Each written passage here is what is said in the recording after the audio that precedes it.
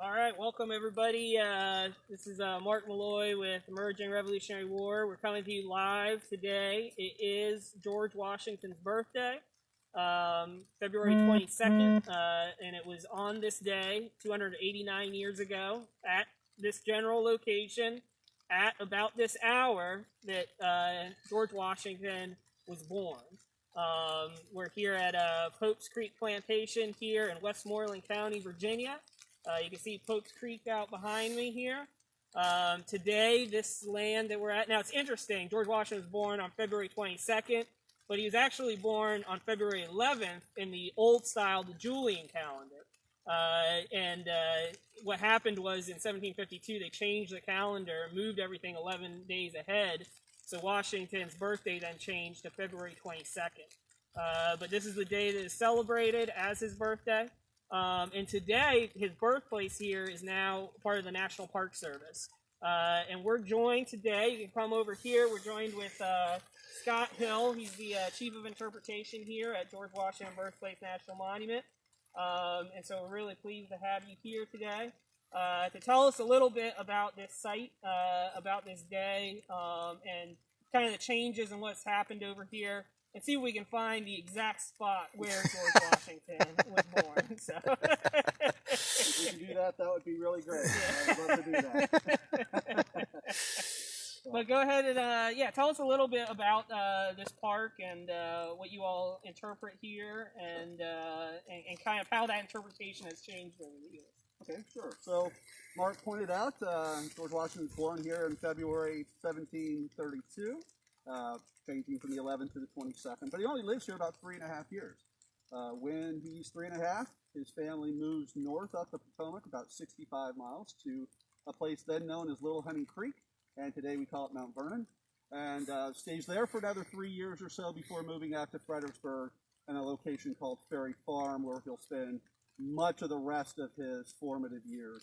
The Washington family holds on to this property at least until the 1780s, at least the house they hold on to. The land themselves they hold on to for about 40 more years until the 1820s, 1830s time frame. There is attempts to set this aside as a park by the state of Virginia in the 1850s, but then that troublesome little war called the Civil War breaks out in 1861. Virginia can't afford to do anything with that, and that plan falls aside. So the first permanent commemoration is 1896, but that follows something that took place 80 years earlier when George Washington Parke Custis, George's adopted grandson, came down here in 1815 to place a boulder where he believed the original birthplace was located. The house was gone by that time. Oral tradition says that it was destroyed by fire. So he places a boulder, says here Washington was born.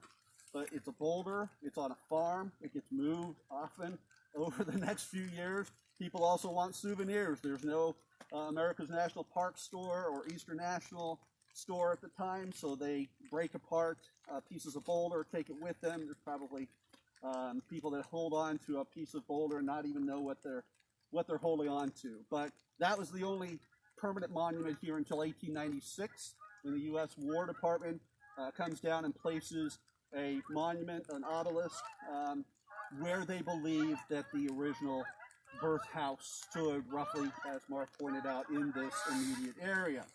For 25 years, and then go Archies, for about 25 years, that is the only marker. People come to pay their respects to George Washington at the place of his birth. We know Teddy Roosevelt, when he was president, came down from Washington and spent about 3 hours here, he said, walking around the grounds and looking at what he called the simple shaft of the monument. But in the 1920s, there was a group called the Wakefield National Memorial Association. It was a group of philanthropic ladies led by a woman named Josephine Rust, who decided they wanted to do something more permanent than just an obelisk here at the place of George Washington's birth. So they came down. Josephine bought an initial grant of about 15 acres surrounding the monument, and then started using her wherewithal. She was very wealthy and very connected. to people in Washington. And so she approached Congress and said, I want to build a memorial house to George Washington. And they said, sounds like a great idea. So they gave her money to build this house. And then this house right here. Yes. Thank you, Mark. Yeah, that house right there. So they build the house, but the problem is when they build this house, they have to move the monument that's placed there, because that's where the tradition had stated that the original birthplace was located. So they took the monument down off of its existing base. They moved it about 400 yards to its current location at the entrance to the park, and they put the memorial house up. We had it open up a few months before George Washington's 200th birthday in February of 1932. And so the memorial house was up, but that has been a problem for us for the 91 years that we've been a national park site, because people want to believe that that's the house, and we know it's not. We know it's too big. This is a brick, and we're not quite sure if it was a brick house in 1732. There's a lot of questions that we still have even today in the 21st century, but we have the memorial house, and we have a colonial revival landscape. That was why it was built the way that it was. Colonial revival didn't have to be accurate. The National Park Service, the agency I work for, wants accuracy, wants authenticity. Colonial revival, it doesn't have to be all about the authenticity or the accuracy. It's about evoking a feeling, about evoking something inside the people that came to visit this location. And so that's why we have this memorial house. That's why we have the buildings that you might see on the walk around the park today. But yeah, so that's...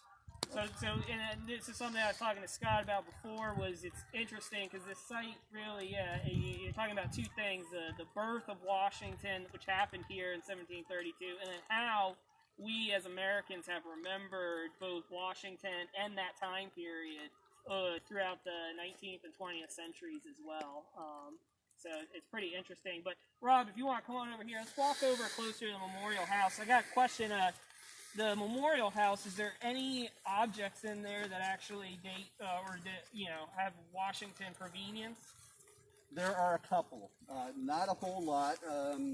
By the time this park was put together in 1930, created as George Washington Birthplace National Monument in 1930, there's not a whole lot of Washington items here. Obviously, George himself doesn't come back to this spot past 1770. That's the last documented time that he made a visit to this property, is March of 1770.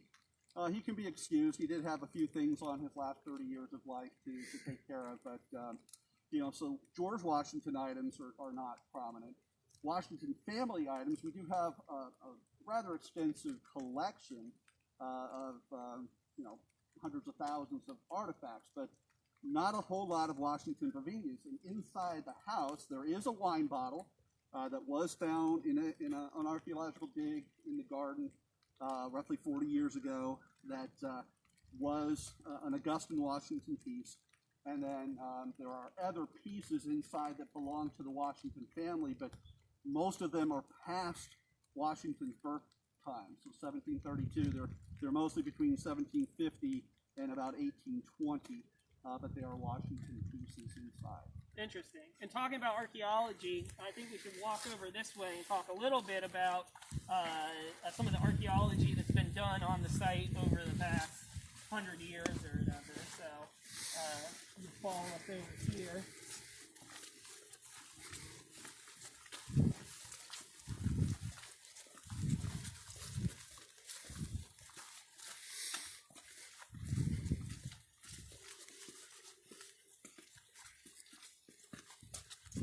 Where would you like to go? Closer to the... Yeah, we can walk a little closer over here. And so, the first major archaeology that's done on the site here, when was that first done, I guess? So, shortly after the memorial house is constructed, the National Park Service, who had already noticed that there was sort of an indentation in the ground here where this oyster shell foundation is laid out. They'd already noticed it, but they decided not to do any archaeology on it until after the memorial house was in place. We know, for instance, that they didn't do any archaeology at the memorial house, which is one of the biggest problems, is because not doing the archaeology gives us no real knowledge if that indeed was where the birthhouse stood. So the National Park Service does archaeology here in the 1930s. And they find some artifacts. It's not a great amount. It's not a treasure trove by any means. And in fact, even the 1930 dig, they don't know if it's indeed a house or if it's a foundation for another building, or even if it's a compilation of other buildings. So they cover it back up after the dig and sort of leave it as a building X. You know, this X marks a mystery spot. We don't know what it is, but there was something here for sure. You were mentioning other archaeological digs. There haven't been a whole lot in this location. We're 550 acres. We have not had archaeology to cover the entirety of the park, which would be great, but archaeology is quite expensive and time-consuming and all that. So there was one other major project in the 1970s. They wanted to get to that question about, is this the original house site? So they dig here again and more in the garden area. What they find is not that much more new information. There are some building foundations inside the garden. They find a few more artifacts, but they're not sure if those speak to that being a birthhouse either. So this becomes the birthhouse without the addition of new artifacts. And why that might be? It's almost the bicentennial of the United States in 1976. What better way to celebrate the bicentennial than to actually say with no uncertainty, this is where the birthhouse stood. So I get here in 2002, and for 25 years up to that point, everybody had interpreted this location, this outline, as the location where the birthhouse was. So not where the memorial house was, not where the monument had been placed in 1896, not where George Washington Parke Custis had placed the boulder in 1815, but here. So 25 years go by, I'm interpreting that, I become the chief of interpretation, I have my staff talking this story, and then we have a cultural resource person who reads the landscape and says, this is a really unique and strange way to build a house in the 18th century. And then she has a good friend, a professor at a Florida university, also an archaeologist she had worked with. He came up here, he and she looked at the space, they analyzed the evidence and said, now, this isn't the birthplace. We don't know what exactly it is. There appears to be some evidence that the earliest building ever, probably pre-1700s, is on this spot.